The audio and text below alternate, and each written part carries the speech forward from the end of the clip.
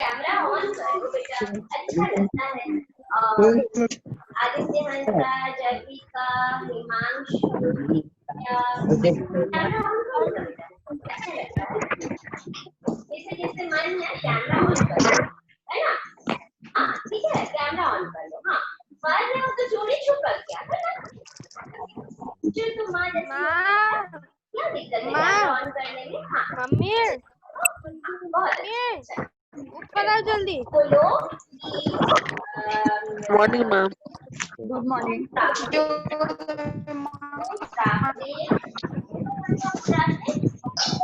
Good morning ma'am. Download morning ma'am. Good morning हो रहा है call.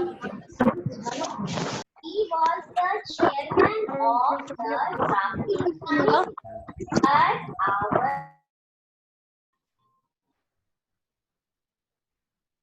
Children, today we will study the air around us. That is chapter 4. Or on my Friday class, I have given you the question answer of lesson 13. And one question was left. That was the last question. And today I will post the answer in the PDF form in your WhatsApp group or on the Snap also. So please be attentive and write it in your history copy. And our today's topic is air around us. That is from your our geography section. ये हमारे geography के इससे है और that is air. Lesson name is air around us.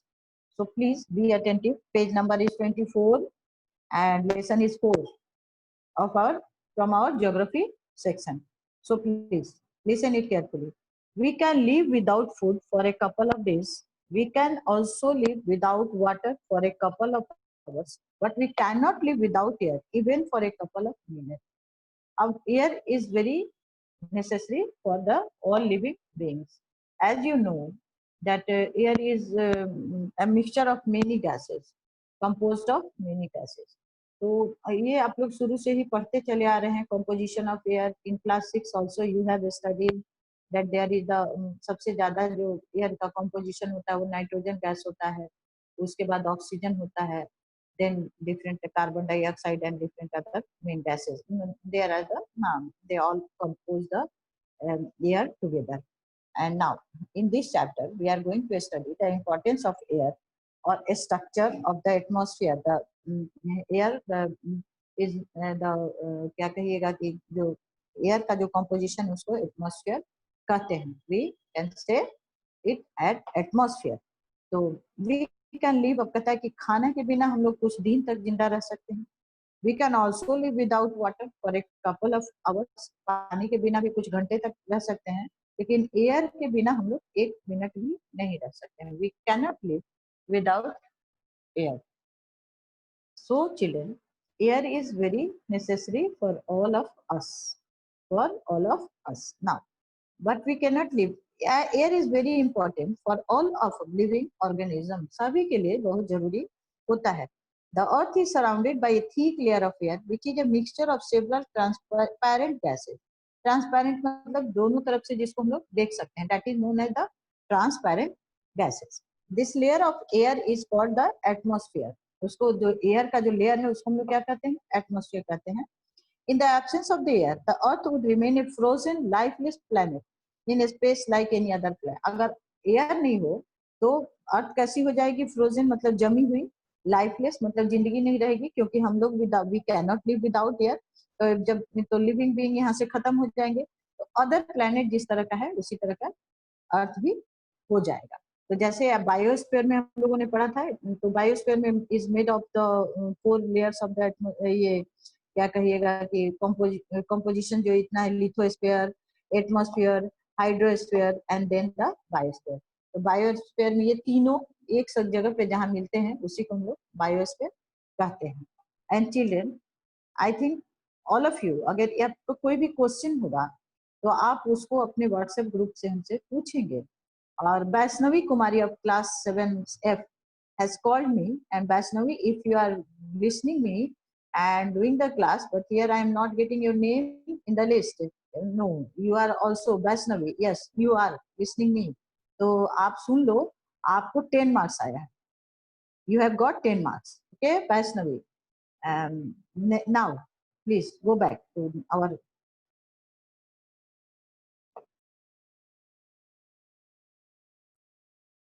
Now, children,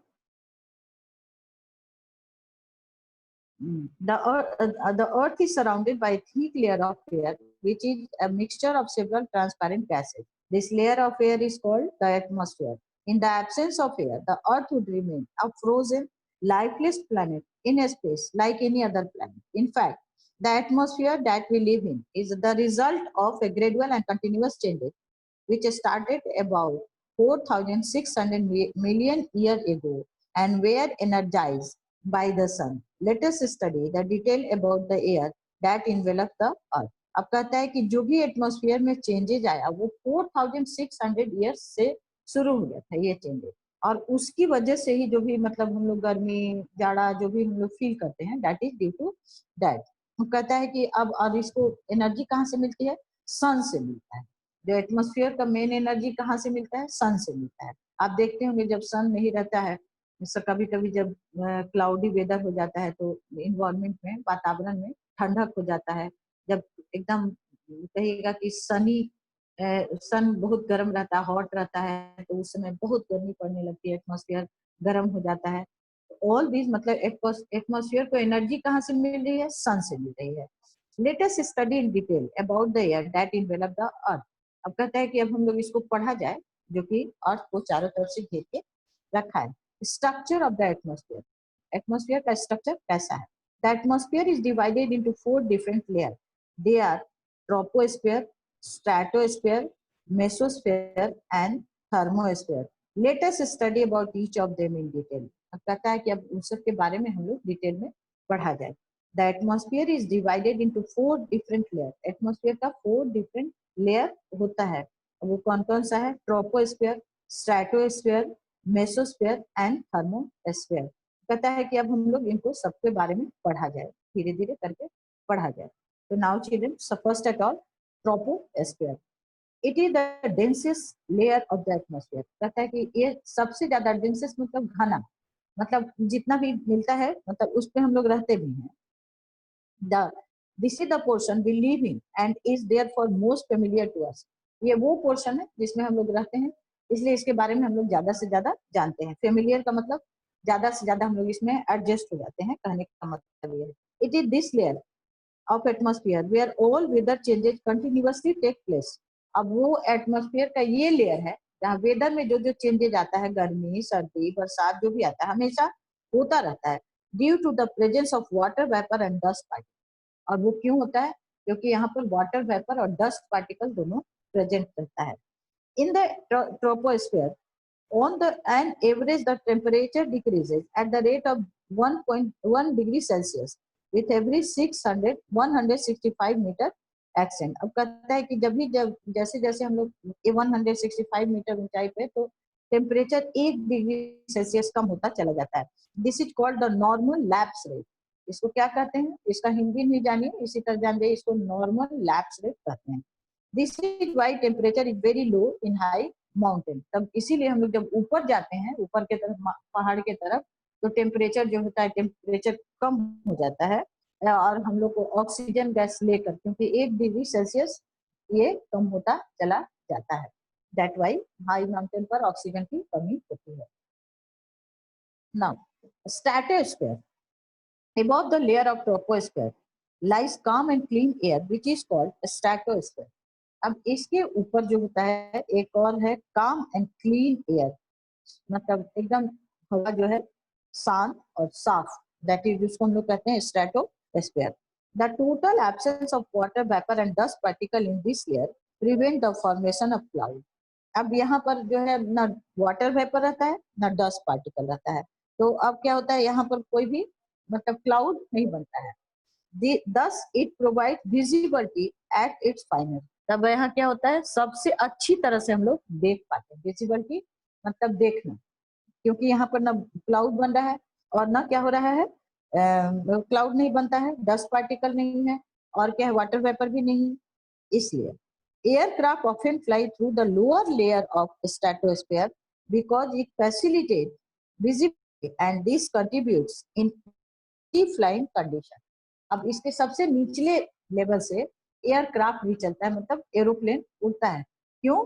क्योंकि ये जो है यहाँ पर विजिबिलिटी मतलब दिखता है, क्लियर दिखता है, इसलिए उड़ता है इस पे। The zone which demarcate line of separation between these two layers, troposphere and stratosphere, is defined as tropopause. अब स्ट्रेटोस्फीयर और ट्रोपोस्फीयर को जो अलग करता है, जो मतलब एक लाइन जिसको माना जाता है कि यहाँ पर ट्रोपोस्फीयर खत्म हुआ, स्ट्रेटोस्फीयर शुरू हुआ, तो जहाँ का बीच का, उसको दोनों के बीच का, उसको कहते हैं ट्रोपोपाउस। उसको ट्रोपोपाउस कहलाता है। Do you know the ultraviolet rays of the sun cause skin cancer and different kind of allergy. अब कहता है कि सन का जो रेज डायरेक्ट हम लोग को नहीं लेना चाहिए, वो मतलब एक ओजोन लेयर है जिससे ये करके वो आता है हम लोग के पास। अगर वैसे नहीं आएगा और डायरेक्ट आएगा तो हम लोग को बहुत तरह की बीमारी हो जाती है। तो ओजोन लेयर को कहता है कि ozone layer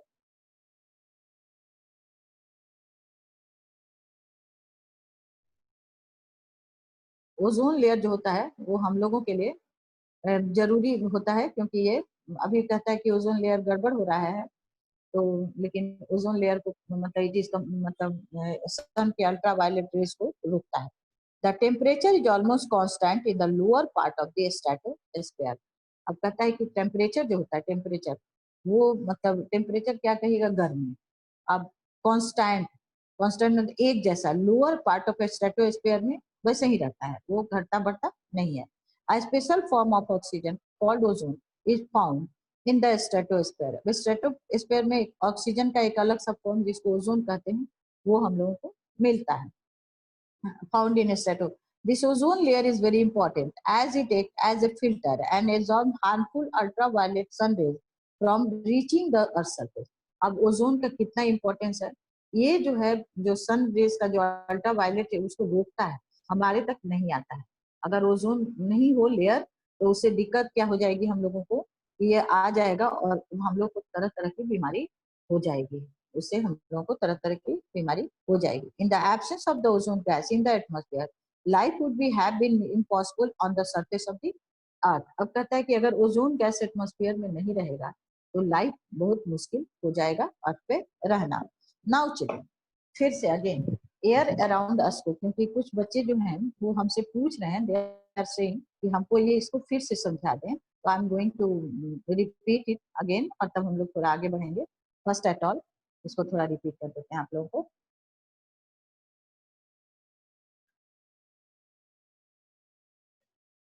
Your chapter is lesson 4 geography portion है, ये ज्योग्राफी का हम लोगों का लेसन 4, और chapter is air around us.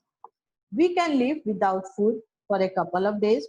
We can also live without water for a couple of hours, but we cannot live without air even for a couple of minutes. Air is very important for all living organisms. अब कहता है कि खाने के बिना हम लोग 2-4 दिन रह सकते हैं, पानी के बिना भी एक कुछ घंटे और दिन भी रह सकते हैं, but without air we can not live.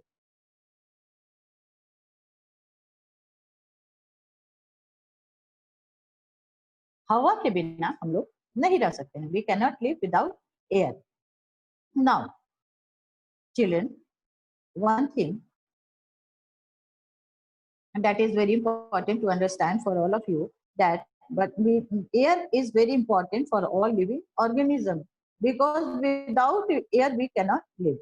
Even plants भी कार्बन डाइऑक्साइड लेते हैं और ऑक्सीजन छोड़ते हैं, ब्रीदिंग वो भी करते हैं, तो therefore air is very important for all of us. So now the earth is surrounded by a thick layer of air which is a mixture of several transparent gases. Transparent मतलब वैसे gases जिनको हम लोग देख सकते हैं, तो अर्थ जो है थिक लेयर ऑफ एयर से सराउंड है, और उसके जो और वो जो सराउंडिंग है उसमें बहुत तरह का गैस है।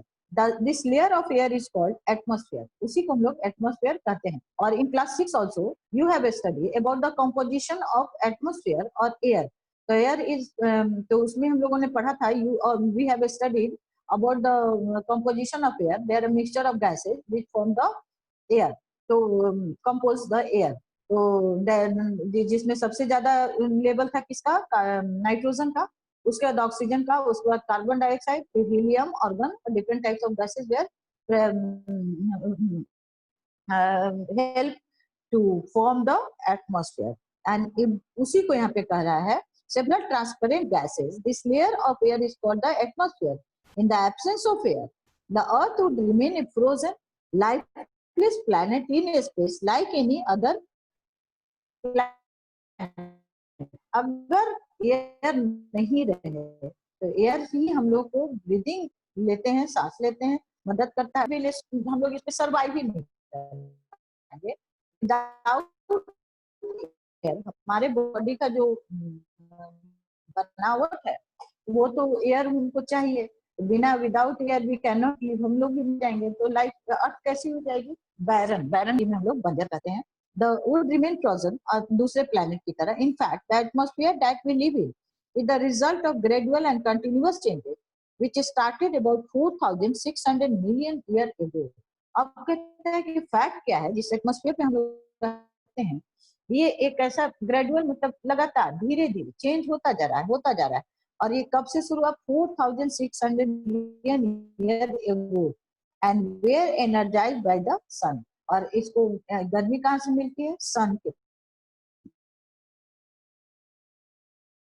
Let us study in detail about the air that envelops the earth. अब कहता है हम लोग पढ़ें उस अर्थ के बारे में जो कि मतलब इन्वेलप एटमॉस्फेयर के बारे में, जो कि अर्थ के चारों तरफ इन्वेलप की तरह, लिफाफे की तरह है और अर्थ उसके बीच में है। The structure of the atmosphere.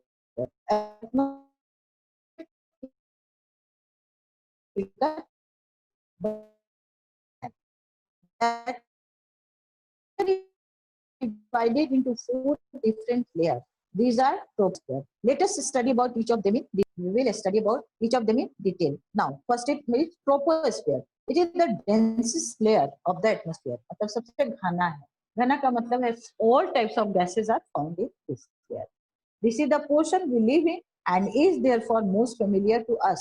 It is this layer of atmosphere where all weather changes continuously take place due to the presence of water vapor and dust particles. मतलब हर तरह का वेदर चेंजेस इसमें होता है, और वो क्यों होता है, क्योंकि यहाँ पर वाटर वेपर है और डस्ट पार्टिकल्स दोनों प्रेजेंट है। Troposphere on an average the temperature decreases at the rate of, अब कहता है कि अब ट्रोपोस्फीयर में अब हर 165 ये मीटर ऊपर की तरफ जैसे जैसे हम लोग बढ़ते हैं मीटर ऊपर की तरफ 1 डिग्री सेल्सियस टेम्परेचर कम हो जाता है। इसको हम लोग कहते हैं नॉर्मल लैप्स रेट। इसको क्या कहते हैं, that is known as normal lapse rate. This is why temperature is very low in the mountain. अब इसी की वजह से, नॉर्मल लैप्स रेट की वजह से जब हम लोग माउंटेन्स जाते हैं तो हम लोग को ऑक्सीजन की जरूरत पड़ती है, और जो लोग पहाड़ पे चढ़ते हैं तो ऐसा बोला जाता है जिन लोगों को ब्रीदिंग प्रॉब्लम हो दे शुड अवॉइड माउंटेन। उनको पहाड़ पे चढ़ना अवॉइड करना चाहिए, क्योंकि अगर प्रॉपर ऑक्सीजन नहीं मिलेगा तो क्या होगा, हम लोग वी विल डाई, हम लोग मर जाएंगे। Stratosphere above the layer of troposphere lies calm and clear air which is called stratosphere. calm and clear मतलब शांत, वो बहती हुई नहीं, शांत हवा, उसको कहते हैं। The total absence of water vapor and dust particles in this layer prevent the formation of cloud. अब इसमें जो भी है, ना वाटर वेपर आता है ना डस्ट पार्टिकल आता है, तो इससे ये क्या होता है, तो यहाँ क्लाउड नहीं बनता है, क्योंकि क्लाउड बनने के लिए वाटर वेपर भी चाहिए और डस्ट पार्टिकल भी चाहिए। दस it provide visibility at its finest. तो अब इससे क्या होता है, ना वाटर वेपर नहीं रहता, डस्ट पार्टिकल तो दिखता है, विजिबिलिटी मतलब बहुत अच्छी तरह क्लियर दिखता है at its finest.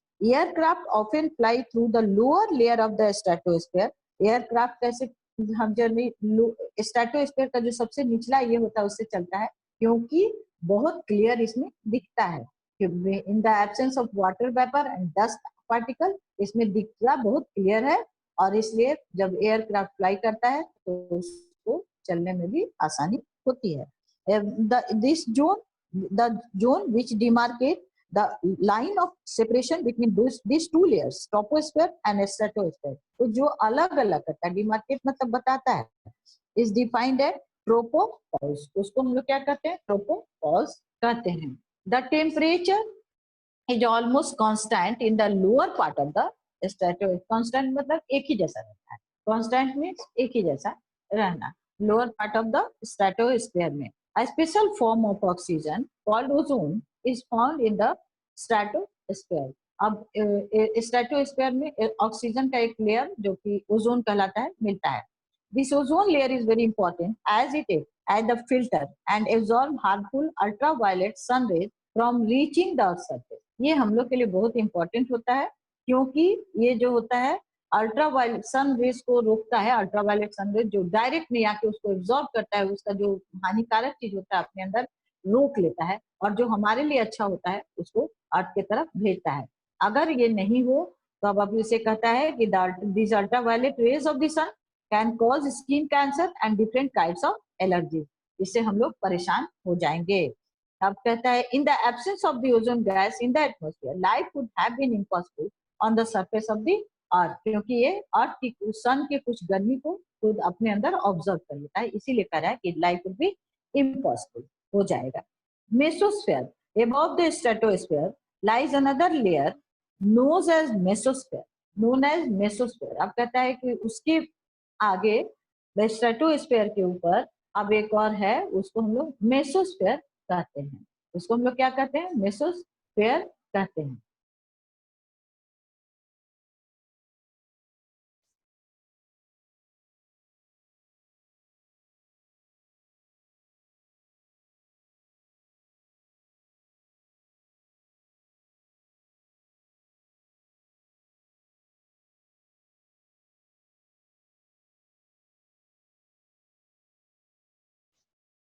Children, one thing I am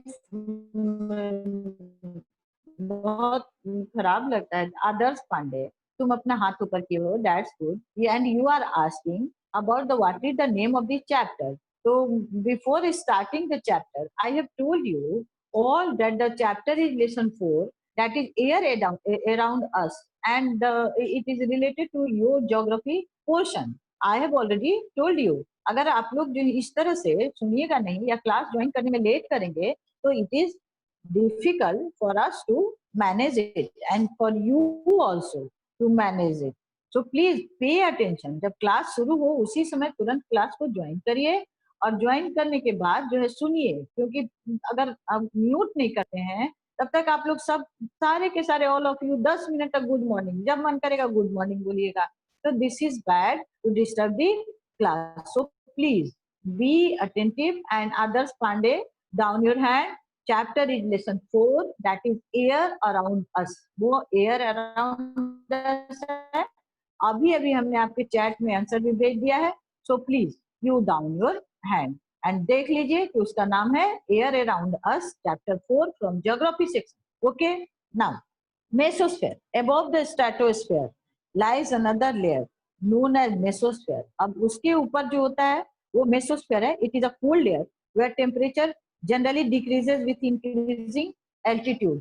अब हम लोग जैसे जैसे ऊपर की तरफ जाते हैं, तो ये आप लोगों को पता होना चाहिए, जब इक्वेटर से ऊपर की तरफ नॉर्थ जाए या साउथ जाए, तो जैसे जैसे ऊपर की तरफ हम लोग जाते हैं टेम्परेचर कम होता चला जाता है. और what is the main reason of it? Because जैसे जैसे हम लोग ऊपर की तरफ जाते हैं टेम्परेचर कम इसलिए होता है क्योंकि हायर लैटिट्यूड पर जो सन रेज होता है वो स्लैंटिंग का मतलब तिरछा जाता है. ये कैमरा हम आप लोगों को करके दिखा देते हैं, आप लोगों को हम बता देते हैं अभी कैसे.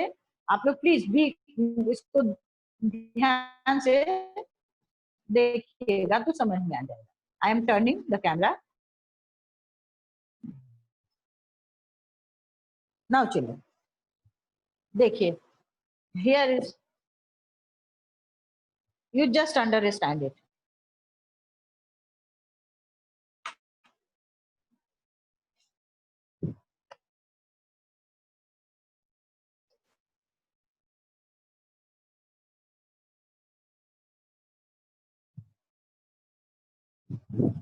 Here is, suppose this is our earth. Yeah, this is the equator. This is equator. This is our equator. अब इधर से हम लोग चलेंगे, this is our, I think all of you are watching me, this is 0 degree equator. Equator ये हमारा north pole हो गया, this is our south pole हो गया। अब 0 डिग्री से अगर नॉर्थ की तरफ भी जाएंगे, सन का क्या होता है, सन होता है एकदम स्ट्रेट इक्वेटर पर पड़ता है, तो equator area which lies on the equator or near the equator get the highest sun rays और highest क्या कहिएगा कि टेम्परेचर हाई रहता है। और जैसे जैसे हम लोग नॉर्थ की तरफ जाएं या साउथ की तरफ जाएं, ये यहाँ क्या होता है कि टेम्परेचर कम होता जा रहा है, क्योंकि सन रेज स्लैंटिंग पड़ता है, और जब स्लैंटिंग आता है तो इससे क्या होता है कि सन की गर्मी कम होती चली जाती है। वही आपके मेसोस्फेयर में बता रहा है कि जब उसका ऊपर जब जाने लगता है तब इसकी वजह से क्या हो जाता है, व्हाट हैपन, धीरे धीरे जो होता है ये कोल्ड लेयर, ये लेयर कैसा होता चला जाता है, कोल्ड होता चला जाता है। उसके बाद है thermosphere. above the mesosphere is thermosphere where the air is very thin. In the lower layer of the thermosphere is ionosphere. Ion particles are present in concentration. These ion particles are electrically charged. अपने आप से मतलब वहां पे जो होता है वो चार्ज हो जाते हैं, and play an important role in our wireless communication. Wireless मतलब जहाँ पे हम लोग वायरलेस, वायर का मतलब होता है तार, बिना तार के। Radio waves can be sent to different places through these ion particles. इस ion particle से ही रेडियो वेव दूसरे जगह जगह हम लोग भेज पाते हैं। They enable wireless communication over the earth surface. अब अर्थ सरफेस क्योंकि ये ऑटोमेटिकली चार्ज होते जा रहते हैं, तो they do not need wire for the charging. वो चार्ज के लिए उनको वायर की कोई जरूरत नहीं पड़ती है। They enable wireless communication over the earth surface beyond the thermosphere about 1,600 km above the earth surface. The earth atmosphere gradually merges with a very thin gases of outer space. अब उसके बाद जो है क्या होता है, धीरे धीरे अब आउटर स्पेस की तरफ हम लोग बढ़ जाते हैं। तो therefore are very important, that is troposphere, stratosphere, mesosphere and thermosphere. Now children, I am एक बार इसको all the 4 layers को, structure of the atmosphere को एक बार फिर से I am going to study and please आप इस पे ध्यान दे देंगे, आप इस पे ध्यान दे देंगे एक बार। That is the structure of the atmosphere. The atmosphere is divided into 4 different layers. They are troposphere, stratosphere, mesosphere and thermosphere. Let us study about each of them in the detail. Troposphere, it is the densest layer of the atmosphere. This is the portion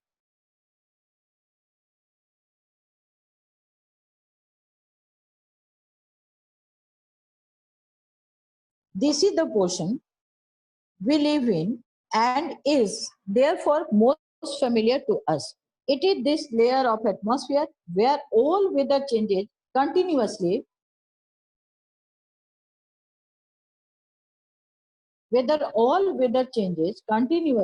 yes,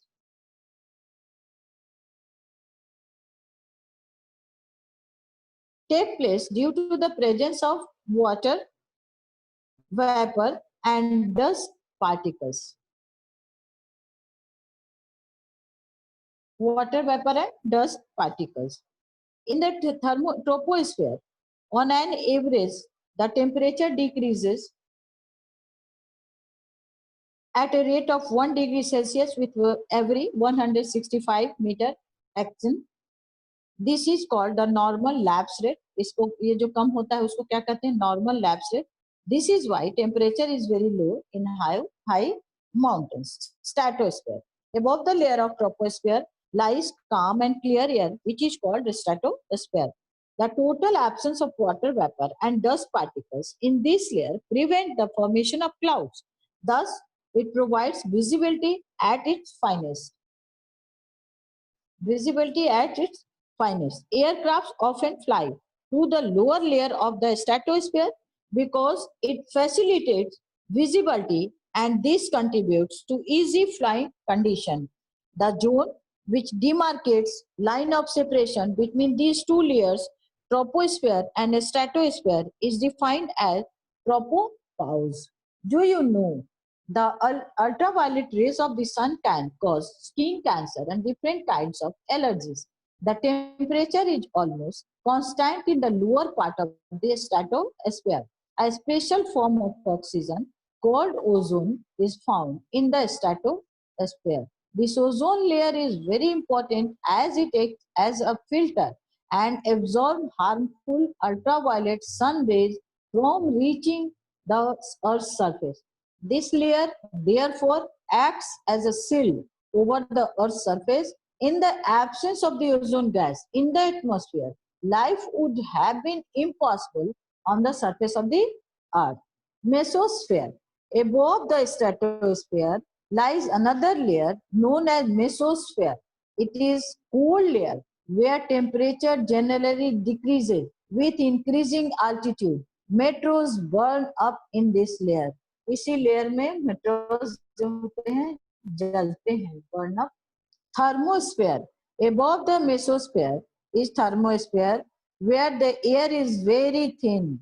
In the lower layer of thermosphere, ionosphere, ion particles are present in concentration. These ion particles are electrically charged and play in an important role in our wireless communication. Radio waves can be sent to different places through these ion particles.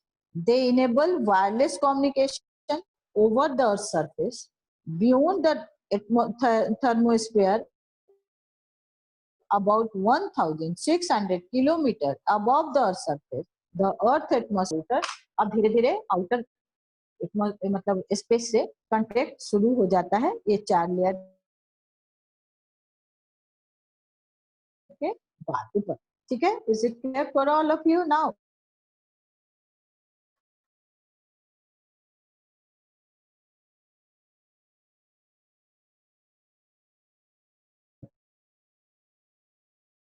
The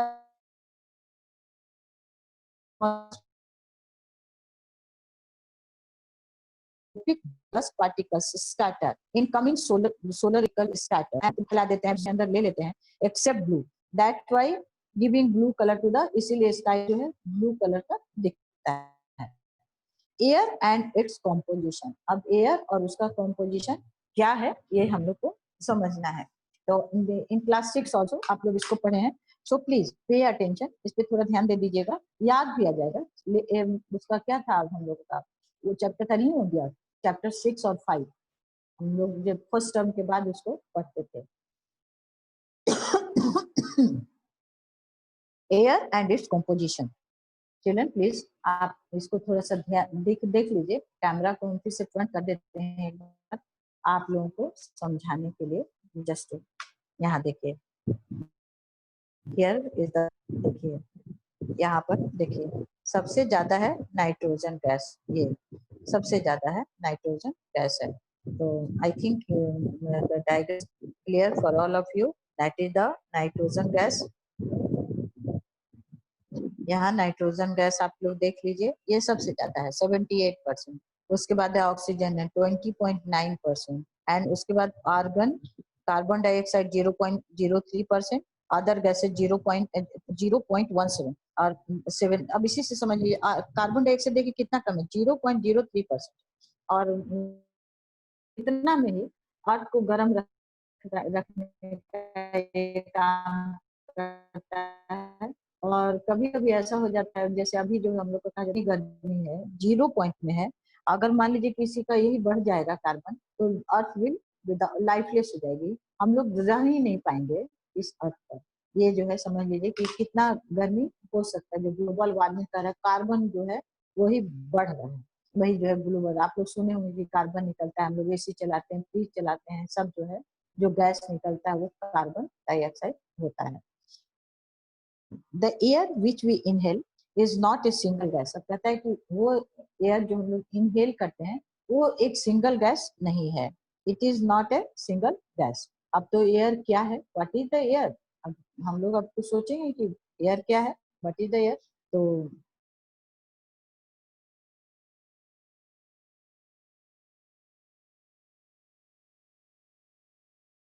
but a mixture of a number of gases. लेकिन अब क्या है, बहुत सारे गैसों का mixture है. It is found that up to an altitude of 90 kilometre from the earth surface, जब ऊपर की तरफ हम लोग जाते हैं तो ये जो है अर्थ सरफेस के 90 किलोमीटर ऊपर में तक ये रहता है. The proportion of three major gases present in the atmosphere is uniform. These three major gases are nitrogen, oxygen, and carbon dioxide. But above 90 kilometers, the composition begins to change due to increase in the proportion of lighter gases like helium. Apart from these gases, the air also contains some amount of dust particles and water vapor. Let us understand the importance of each of these constituents in the atmosphere. अब कहता है कि ये सबको हम लोग पढ़ें जो एटमॉस्फेयर को बनाते हैं. अब जैसे the air and its composition. The air which we inhale is not a single gas but a mixture of number of gases. It is found that up to an altitude of 90 kilometers from the Earth's surface, the proportion of three major gases present in the atmosphere is uniform. These major gases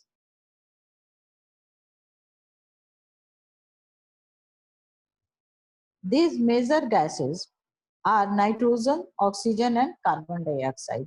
तो पहले क्या होता है, 90 kilometre अर्थ तक एक ही, मतलब ये तीनों बराबर जितना भी है मतलब मिल करके अर्थ पे रहता है.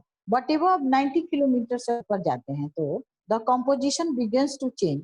अब कंपोजिशन चेंज होना शुरू हो जाता है. क्यों चेंज होना शुरू हो जाता है? Due to increase in the proportion of lighter gases like helium. अब ऊपर में और भी गैस जो है एटमॉस्फेयर को ज्वाइन करना शुरू कर देता है जिसमें हीलियम रहता है. Apart from this gases the air also contains some amount of the dust particles. अब उसमें कुछ dust particles भी रहता है, water vapor. Let us understand the importance of each of these constituents of the atmosphere. अब कहता है कि इसको हम लोग सबको पढ़ें. तो अब इसको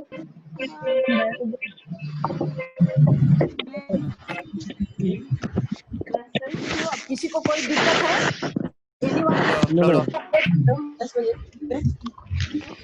तो पूछ सकते हैं. वीडियो में एक और बार समझा दीजिए ना, in upper layer of the atmosphere वाला. Upper layer of the atmosphere को it is the densest.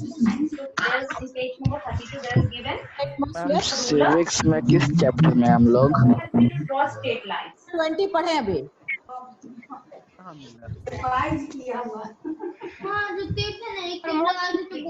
atmosphere